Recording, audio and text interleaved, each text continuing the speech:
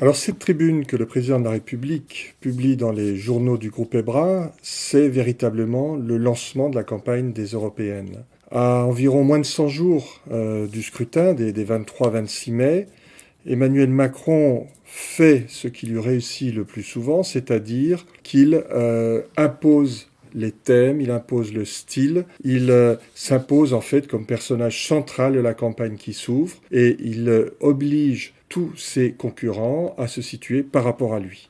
Il le fait dans un style qui lui est très particulier. Il dit je m'adresse directement à vous. Et en fait, il est toujours dans le style populiste qu'il avait déjà mis en œuvre lors de la campagne présidentielle. Cette tribune, elle est également très politique. On remarquera qu'il n'y a pas un mot sur l'euro. Pas un mot sur la Banque Centrale Européenne ou sur la réforme de l'Europe monétaire. Il parle de quoi? Il parle des migrants, il parle de la défense, il parle de la défense de l'industrie européenne. Bref, il s'adresse plutôt, comme il le dit, à la colère des peuples qu'à la réflexion des spécialistes de l'Europe. Et puis la dernière chose qu'on peut souligner, c'est qu'il est assez rassembleur. Il y a bien sûr des attaques contre les nationalistes, mais c'est pas l'essentiel. L'essentiel, c'est les trois mots qu'il retient pour synthétiser son propos. C'est la liberté, la protection et le progrès.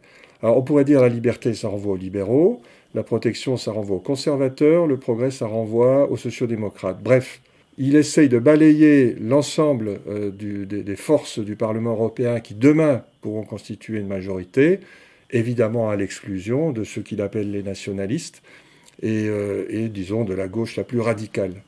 Et donc, c'est pourquoi on peut dire à nouveau que Emmanuel Macron reproduit au niveau européen ce qu'il avait fait en France, qu'il avait fait gagner en France, c'est-à-dire position centrale, ni droite ni gauche, ou et droite et gauche, et maintenant situez-vous par rapport à moi.